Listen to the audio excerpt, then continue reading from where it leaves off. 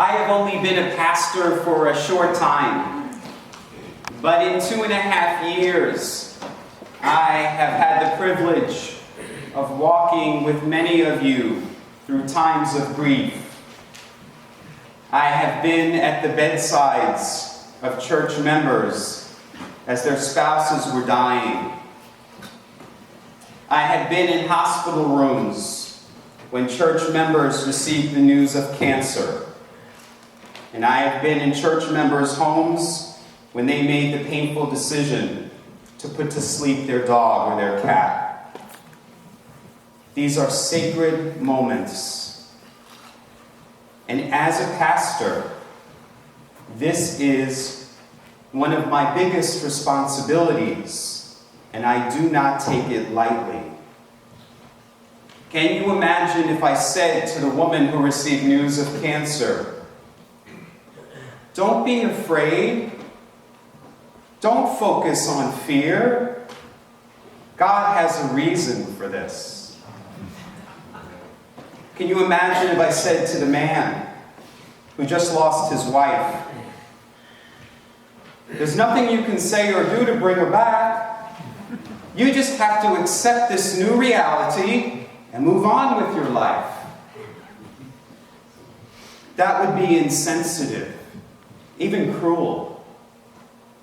Now, those statements are true, but they're not helpful to people who are in grief. People who are in the initial stages of grief cannot hear those statements. It is harmful, actually, to say that to them. Many of you know the stages of grief. The initial stages are shock, disbelief, anger, and fear. And grief is a process. It takes time. No one should be rushed through their grieving process. The psychologists in here can back me up. It is unhealthy, even dangerous, to rush people through their grief. People in this church today, right now, are in the initial stages of grief following Tuesday's election. I am your pastor, so it is my responsibility to walk with you through the grieving process. So for me to stand here today and say, "The American people have spoken. It is time for us to rally behind our new president and come together as one and move forward as a nation," that statement is insensitive to people who are grieving. Is that statement true? Yes. But many people in this room cannot hear it yet. And it is harmful and not helpful to say that to them. I am not going to be giving a talk today that most Christian pastors are giving this Sunday morning.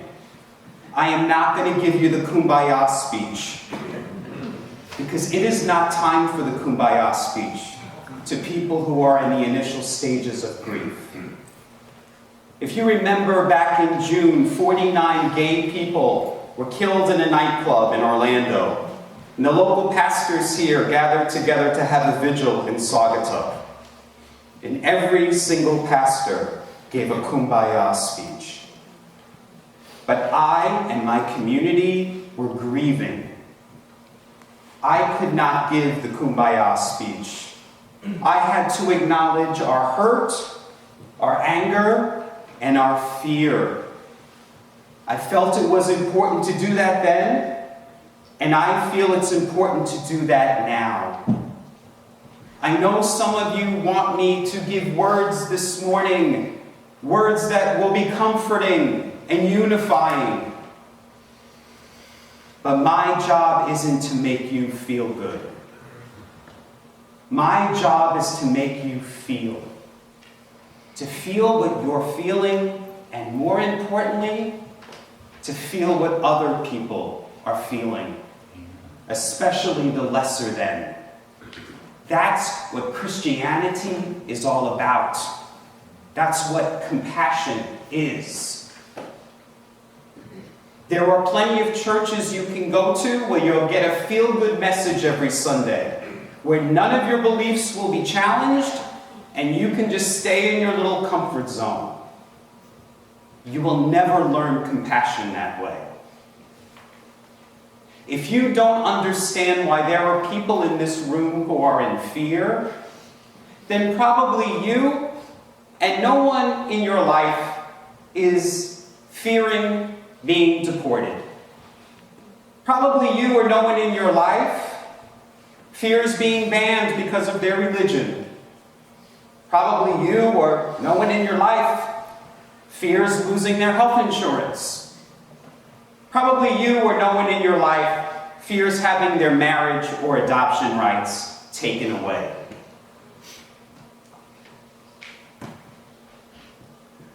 People are grieving. We need to acknowledge their grief. You will see that today I am wearing a safety pin. And we have safety pins for all of you. The safety pin is a symbol and a promise we make so that everyone is safe.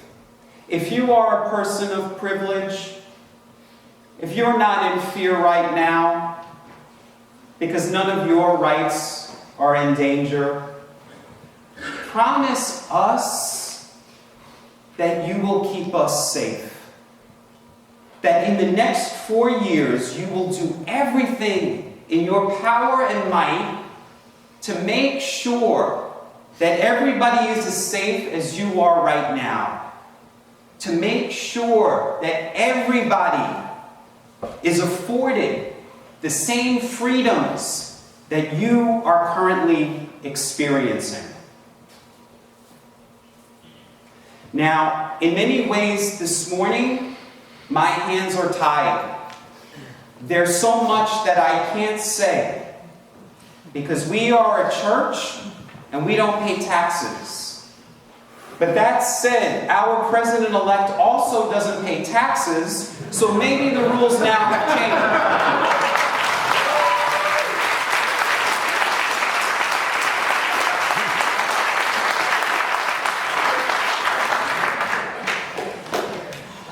What I am allowed to tell you is a personal story.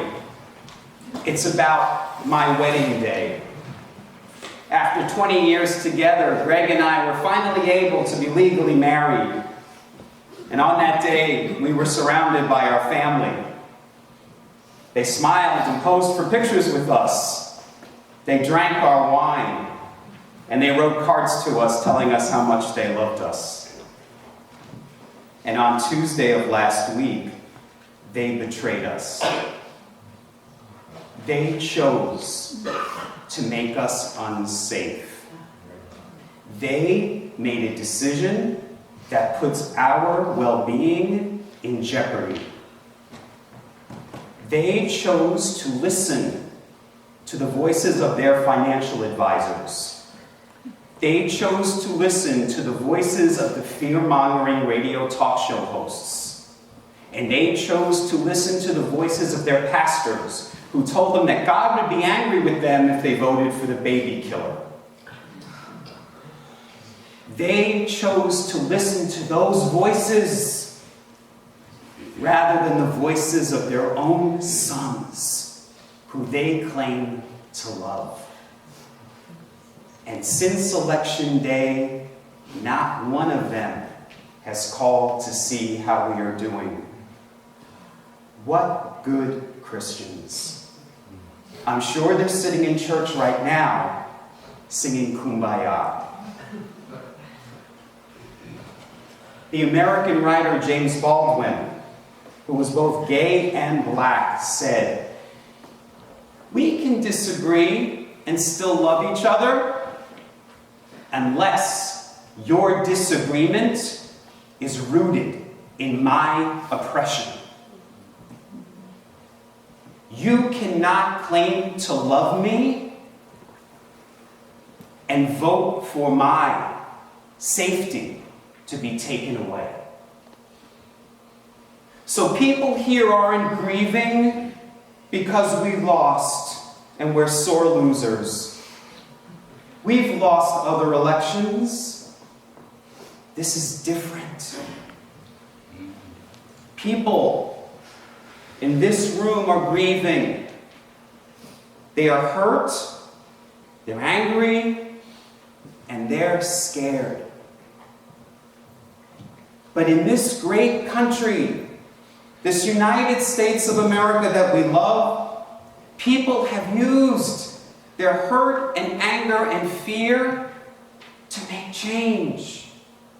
It's in our DNA. Our country started with a revolution. In our lifetime, there are people in this room who marched in the civil rights movement.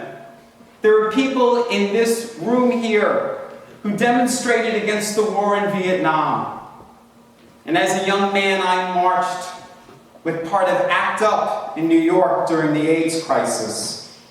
And our motto, which was on our t-shirts, said, "Silence equals death."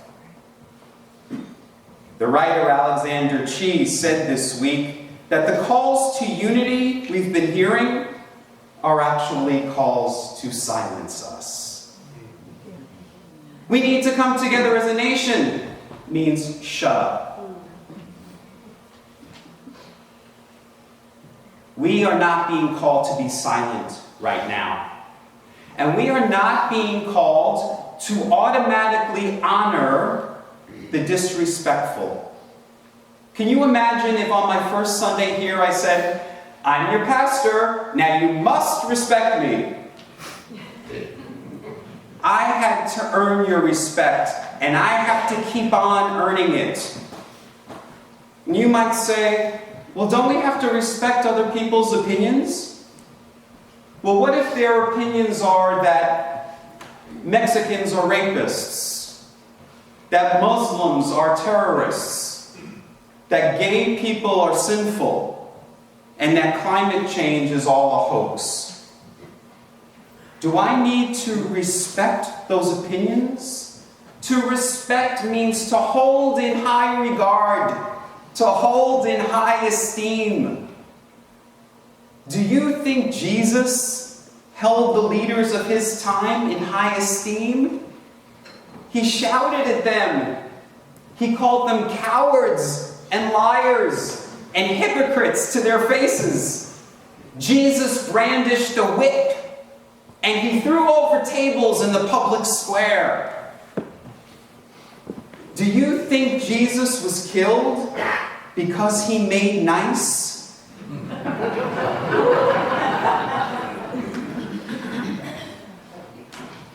But Jesus was love. And if we truly call ourselves Christians, we have to be love right now. We have to be love in the face of disrespect, in the face of fear. So as a Christian, as a follower of the way of Jesus, the onus is on me to forgive the people who betrayed me. I cannot wait for my family members to call me and say they're sorry. That may never happen. I, right now, have to forgive the people who hurt me. I know that sounds crazy, but that's what it means to be Christian. It is the thing Jesus spoke the most about. He said it so many different ways. He said, "Bless those who persecute you." He said, "Love your enemy." He said, if someone hits you on this cheek, turn and let them hit you on the other cheek. He said, don't forgive people just once. Forgive them 70 times, 7 times. And as he was dying on the cross, he said, "Father, forgive them, for they know not what they do." That's the basis of our faith. We have to do that right now if we call ourselves Christians. This is not a weakness. This is our strength. We are called to be love because our purpose for being is to bring about the kingdom of heaven on earth. That's what our two lectionary readings this morning were about, and how fitting were they both. The first one from Isaiah says a new earth is being created where the wolf and the lamb will eat together. That world is on its way. And we're the ones we've been waiting for. And then in the gospel, Jesus talks about destruction. But it's not for anything bad. He says, don't worry. No harm will come to you. Not a hair on your head will be hurt. But he says, your family, your relatives will betray you. But by your endurance, you will gain your soul. Some people call this the apocalyptic gospel, and it is. But the apocalypse doesn't mean end of the world. That's not what the word means. The word apocalypse comes from a Greek word which means lifting the veil. This has happened many times in history, and I believe it is happening right now again. The veil is being lifted. There is a veil that prevents us from seeing people as God sees them. There is a veil that is stopping us from loving people the way God loves. But because of this disruption, the veil is being lifted. And we're seeing things in a new way. We're seeing people in a new light. It is not Judgment Day. It is non-Judgment Day. That's what's happening. And we'll say more about that in the coming weeks. So what are we to do? How do we help people through the grieving process? Well, I learned in my pastoral training, you be with people and you listen. If you don't understand why there are people in this room who are scared, invite them out to coffee. Let them explain to you why they're scared. And don't say anything. Listen. That's how you help people through the grieving process.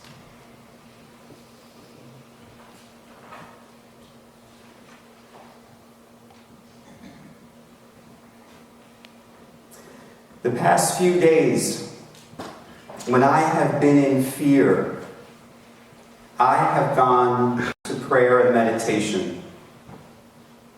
And as difficult as it was, I asked God for a lifting of the veil. And I received a little bit of insight for which I was grateful. I was in fear. And then I thought that there are a group of people in the United States who have been in fear for a very long time.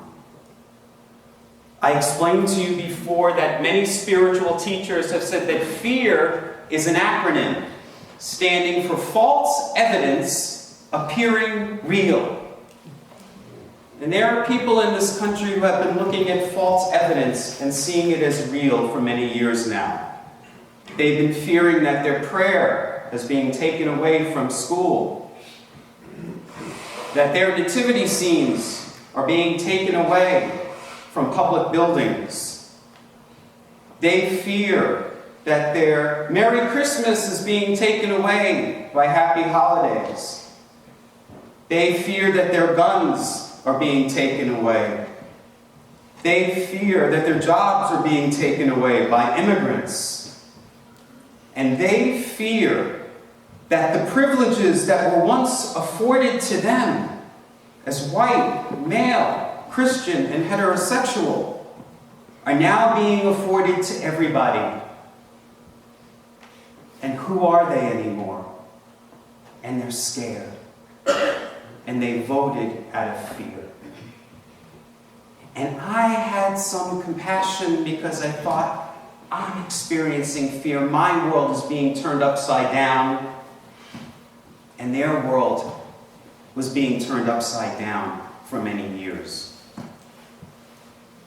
None of us should make our home in fear. It is part of the grieving process, and we need to look at it and honor it. We need to see what it has to teach us. But fear is a place we visit from time to time. It is not a place we stay. In my pastoral training on grief, I learned that there are many people who get stuck in the grieving process. And they get stuck because they make their home in anger and fear. I am choosing in my grief not to make my home there. I am choosing to dwell right here. This is the secret dwelling place of the Most High. My highest good, my highest self. That's where I choose to dwell, in my light. I'm choosing not to make my dwelling on social media or on 24-hour cable news channels. I will visit them from time to time, but I am not going to dwell there. And I'm going to dwell here with my spiritual family. I know that these people have my back. I know when I look into your faces that you are my rock, you are my stronghold. Of whom shall I be afraid?